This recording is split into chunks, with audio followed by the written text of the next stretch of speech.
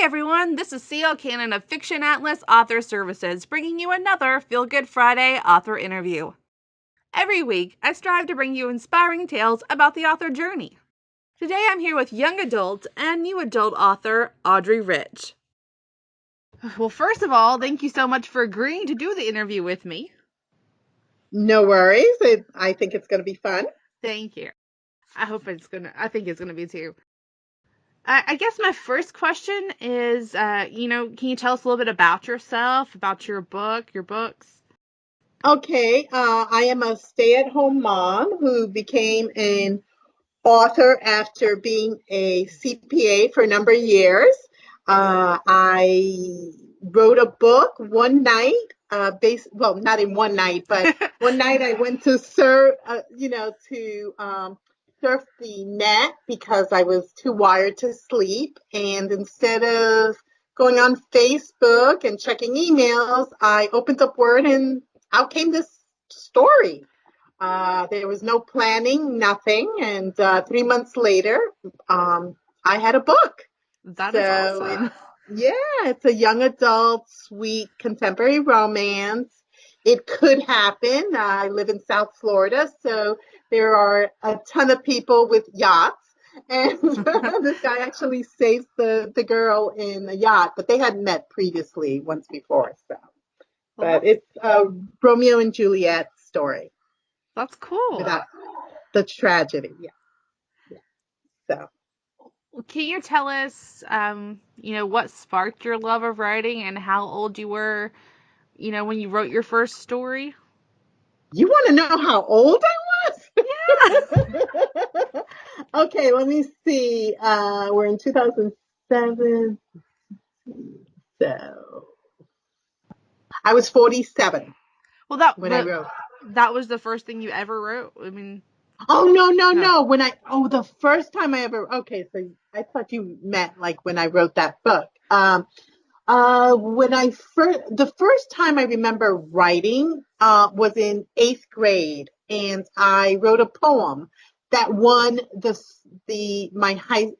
It wasn't high school. It was my school's competition to write a poem, and I wrote it 5 minutes before it was due. Like I forgot about the assignment. That was the first time I ever remember like sitting down and writing. I also remember writing something in ninth grade for my freshman English teacher, and she gave me an A and told me to see her after class. And I was so afraid of what she was going to tell me that I didn't show up, that I never talked to her about it. Even though I had gotten an A. So that was another time that I remember writing. So those two times. Okay. Do you have an outlining process? Because I know you said you just kind of came out. Do you ever outline or anything like that, or just whatever? Nothing. And I go into NaNoWriMo every year, which is the National Novel Writing Month in November. And you're supposed to write the 50,000 words for people who don't know about the program. And I sit down, and sometimes it's a weekend, sometimes it's 10 days in, and I just start writing. And whatever comes out, that's what comes out. Now, all my stories are related. They're all related on these five fictional towns, and it's one high school, and they all are related that way. They all go to that one high school. No matter what, that's where they go. That's awesome. I So, love that. yeah. But I'm definitely a pantser. Definitely, I do not plot. I know it's going to be a story, a romance, contemporary, and it's going to be sweet. So that's it. That's all I know. But this last November, I wrote something with angels. Had no idea I was going to write about angels, but it came out. So, Well, it's good to have that much creativity though, because some people they have to have that outline or they can't write. So I like, I'm kind of in between. I have to have like a skeleton, but other than that, I kind of just pants the rest of it. mm-hmm, mm-hmm. Okay.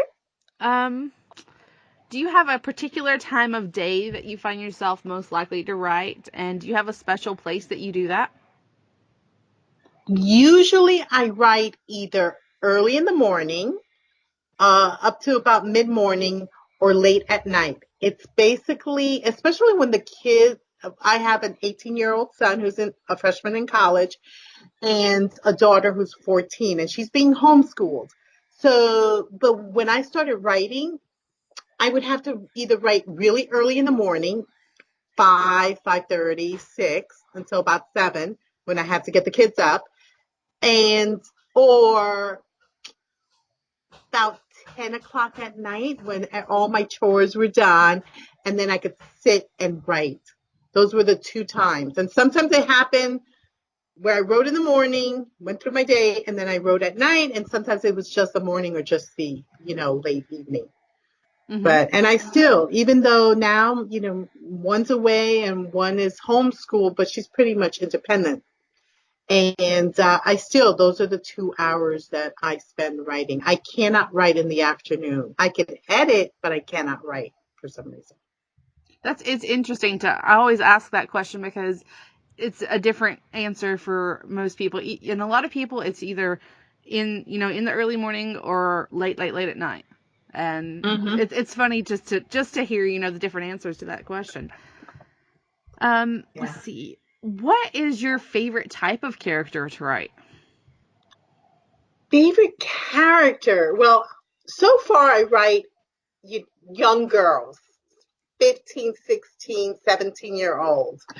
Um, I do like writing he's not really a villain, but he's sort of a villain. He is the one that is constantly around. He's kind of sleazy. He's a good looking, rich, sleazy guy. Mm-hmm. Okay. And I like writing him because anything can come out of his mouth that's Uh-huh. not that's totally different from what I would say in normal life. Like some of the stuff that comes out, I'm like, really, dude? And some of the stuff he does. But I like writing him. I really do. And then I like another character, and she is in all the stories because she's one of the girls. And I like her because she is feisty. She's Hispanic, and she's not afraid of anything. She grows up with five brothers, and she's the only girl in a Hispanic household. And this girl has a mouth. Not that she curses or anything, Uh-huh. but she's not afraid to state her views. And I love that. I love that. I So like I feisty love that characters part. too, so that's great. I like that how you can like how you were saying that there were things that that one character would say that you would never say in real life. It kind of gives you this way to experience life through different people in a way. Yes. Yes. And I think that's what I love about writing because you can be so many different people when you're in that character. Or Mm-hmm. for me, I'm like living their life while I'm writing them. Like I really feel these characters. I feel like I'm them, like I'm portraying their voice.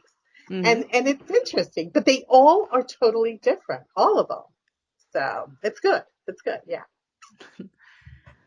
Do you have any advice that we'd give to like new authors who might be struggling to to break into writing or might be too afraid to put their writing out there? I was one of those authors that I wrote and I didn't tell anybody. My husband knew because I didn't sleep that night writing this, the first time I started writing. So he knew that I was into it. So he knew, but I didn't tell anybody. I was like in the closet on about my writing for about 2.5 years. And then he told his family and I was like, whoa, he told his family, I better tell my brother because he's going to shoot me that I wrote something and I haven't said anything. Um, but for new writers, I would tell them to write from the heart if they're going to be pantsers or to outline if they're going to be outliners, to continue writing and to find fellow writers, to be able to speak with them and eventually share their writing because it's important. When we're writing, a, we're basically insulated. We're writing on our own. We have our own thoughts. We're writing, but you do need to go out and talk to other people, especially writers, so that you can get a sense of, is this good? Am I going in the right direction, or is this going, you need help? The Mm-hmm. new writer needs help. Because there are writers that are really good at plotting, a, but when it comes to writing, their writing might need some improvement. Mm-hmm. And I think that any writer can improve. One of the things I did when I wrote, I started figuring, okay, I wrote this book. What do I do? I went to workshops at my local library. I found out critique groups. I joined the Florida Writers Association, and I went to their conferences, more workshops, and I started talking to people to get a sense of where I was going and how to publish, because I was thinking I was going to be traditionally published, and switched in the meantime to self-publishing. But I think any writer can improve their writing. And I saw that in a traditional published author, where I read her books from the very beginning to now, and her writing has grown so much because writing is a craft, and the Mm-hmm. more you do it, the better you get at it. So for any new writer, I would encourage them to get out of their shell and go find some fellow writers and talk to them and learn the craft. Learn the craft. Absolutely. I really agree with that. There's so many things that you can learn from other people, and not just even the writing aspect of it, the marketing aspect, Oh, the different ways that you can publish, and all of that knowledge is out there, and somebody has done it before you, and if you can kind of get some insight on that before you start to try to do it yourself, it really does help. yes, definitely. Yeah, the marketing, I won't even go into that because that is a whole different It's a lot of work. Yes, and people think, and that's one of the reasons I decided to go to be an indie author instead of traditionally published. Because when I started talking to publishers and agents and finding out that you still had to market, of course, you don't have to do the book cover, and you don't have to do the those administrative types jobs, but you Hmm. still have to go out there and market. I mean, I met two famous authors. That one of them, like I said, I read her from the beginning till now, and she has, I think, over 60 books, and she's actually a professor at Fordham University, and she teaches Shakespeare. Uh-huh. And she used to hide the fact that she was writing romance, because that's kind of like, oh no, you don't do that, as a Hmm. Shakespearean teacher. And the other person that I met is the author of The Princess Diaries. Oh, That was wow. made into a movie, yeah. And I met them both at a library. They were out there, local library. They were out there talking to the people and getting to know their readers, and I was like, wow, that's a form of marketing. They're going to libraries. I was like, wow. And they were talking about the marketing aspect, that they still have to market. And that's when I said, wait a minute, then why go to traditionally publish if I still have to do the marketing? I might as well learn the marketing. So, Seriously, but then you get to keep more of the profit and all that for doing the same yeah. job. Yes, yes. It would be a lot easier if I was, Meg Cabot, with the with the Princess Diaries, but they still have to go out there and hit the pavement and talk to their readers, and that's the fun part. So, yeah, I decided, self-publishing is pretty good, I think, and keeping the money would be good. Yes, So, I agree. Well, what do you hope your future looks like? Do you have any specific plans as far as writing? that, in your near future that you hope to achieve? Any goals? Oh, definitely. Right now, I'm going to go to Kindle Unlimited, and I have a short story that's coming up with 8 other authors. We're going to do a young adult, new adult collection, and I am planning to edit. And that's another thing. I have to convert some of my books because I started writing in third, and they really should have been in first. I should have done that in the beginning, but I didn't know. So, and I was used to reading in third, so I started writing in third. But so some of my books have to be converted to first, which is not an easy task. Mm-hmm. So those publishing, working more on the marketing, uh, and and getting more books out there, and learning now this whole Kindle Unlimited program, which I guess it's not that hard because everybody's doing it, but really focusing on the marketing, and hoping that my books start to reach the right audience, because I know that there is an audience for it.